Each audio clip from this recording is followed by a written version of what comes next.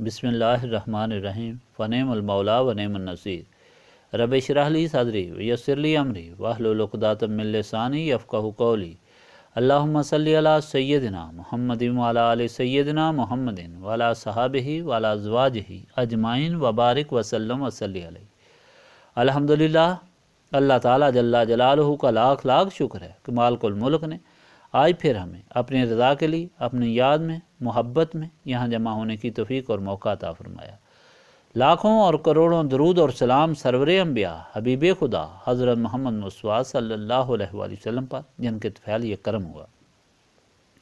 سامعین اکرام، اللہ تعالیٰ نے قرآن پاک میں ارشاد فرمایا ہے لما تقولون ما لا تفعلون، تم ایسی بات کیوں کہتے ہو جو کرتے نہیں۔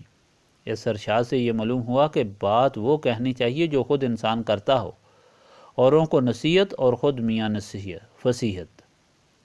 یہ غلط بات ہے بلکہ منافقت ہے، اور یہی وجہ ہے کہ جو لوگ دوسروں کو نصیحت کرتے ہیں، تبلیغ کرتے ہیں، اور خود اپنے عمل و اقوال کے مطابق درست نہیں کرتے، خود اپنے اعمال کو اقوال کے مطابق درست نہیں کرتے، ان کی کسی بات کا اثر نہیں ہوتا، اور اس طرح ان کی یہ کوشش رائگاں جاتی ہے۔ خدا کے بندوں کی تاریخ اٹھا کر دیکھو تو ہر قدم پر نظر آتا ہے کہ کس طرح انبیاء اولیاء اپنے اعمال کو پہلے خدا کے فرمان کے مطابق درست کرتے تھے، پھر دوسروں کو نصیحت کرتے تھے، جس کے دو نتیجے ہوتے تھے۔ پہلا یہ کہ سننے والوں کے دلوں پر اثر ہوتا تھا اور ان کی زندگیاں باخدا ہوتی تھیں، اور وہ خدا کی رحمتوں اور برکتوں سے فیض یاب ہوتے تھے، یا پھر انکار سے سزا کے حقدار ہوتے تھے۔ منہ موڑنے والے ہمیشہ خدا کے عذاب میں گرفتار ہوئے، ذلیل و خوار ہوئے۔ دیکھنے میں عام یہ آتا ہے کہ اکثر لوگ خدا کے فرامین پر عمل کرنے کی تلقین کرتے ہیں اور خود اپنے لیے جواز نکالتے ہیں یا بھول جاتے ہیں۔ مثال کے طور پر اس محفل کے متعلق پختہ عقیدہ رکھتے ہیں کہ یہ محفل دینی و دنیاوی مصیبتوں کا علاج ہے، اس لیے کہ وہ مالک قادر مطلق جس کے ہاتھ میں سب کچھ ہے، اس کی یاد ہی اس کی بارگاہ میں التجا و دعا ہے۔ مگر بار بار دیکھنے میں آیا ہے کہ معمولی سی رکاوٹ بھی ان کو اس نعمت عظمیٰ سے محروم کر دیتی ہے۔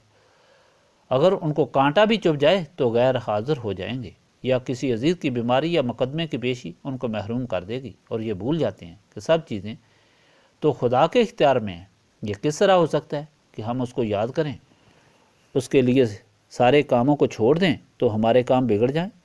بلکہ نقصان تو صرف اسی صورت میں ہوگا کہ خدا کی یاد کو چھوڑ کر خود اپنے کاموں کو درست کریں، وقت خرچ کریں۔ اس طرح خدائی امداد سے محروم ہی نہیں بلکہ خدائی مغضوب ہو جاتے ہیں، لیکن اس طرح نہیں سوچتے۔ در حقیقت ان کا عقیدہ پختہ نہیں ہوتا۔ زبان سے تو عقیدے کی پختگی کا اقرار کرتے ہیں، مگر عمل اور ظاہر بالکل اس کے برعکس ہوتا ہے۔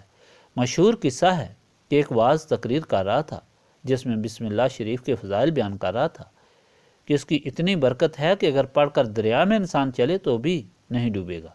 ایک چرواہا سن رہا تھا، اس نے سوچا کہ یہ تو مفید بات ہے۔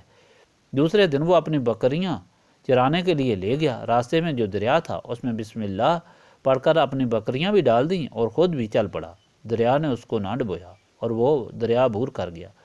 مشہور ہو گیا کہ ایک طالب علم نے مولوی صاحب کو بتایا۔ اس نے چرواہے کو بلا کر پوچھا، بھائی تم نے کیا پڑھ کر دریا کو عبور کیا تھا؟ اس نے کہا کہ آپ ہی نے تو بسم اللہ شریف کی فضیلت بتائی تھی۔ دوسرے دن مولوی صاحب نے چند طالب علموں کو ساتھ لیا اور اسے بھی لیا، اور دریا کے کنارے پر جا کر طالب علموں کو حکم دیا کہ میری کمر سے رسی مضبوطی سے باندھ کر رکھنا، میں بسم اللہ شریف پڑھ کر دریا میں قدم رکھتا ہوں اور آزماتا ہوں۔ چنانچہ طالب علموں نے ایسا ہی کیا۔ مولوی صاحب نے بسم اللہ شریف پڑھ کر دریا میں قدم رکھا تو دریا میں گر گئے اور طالب علموں نے اسے باہر کھینچا۔ بات بیان کرنے کا مقصد یہ ہے کہ اللہ تعالیٰ کا عظیم احسان ہے کہ اس نے ہم کو اپنی یاد کی توفیق عطا فرمائی۔ اس کی برکتوں پر پختہ یقین رکھنے اور یہی عقیدہ رکھنے سے ہی فیض یاب ہوا جا سکتا ہے۔ اگر برکتوں پر زبانی تو یقین ہو اور عمل یہ ہو کہ معمولی خوشی یا غم یا تکلیف یا لالچ یا فکر جیسے محروم کر دے تو صاف ظاہر ہے کہ زبان اور دل میں منافقت ہے۔ یاد الہی کو پختہ عقیدے سے کرنا چاہیے اور اسی عقیدے سے ہی دعا کرنی چاہیے۔ اب شروع کریں۔ بسم اللہ الرحمن الرحیم۔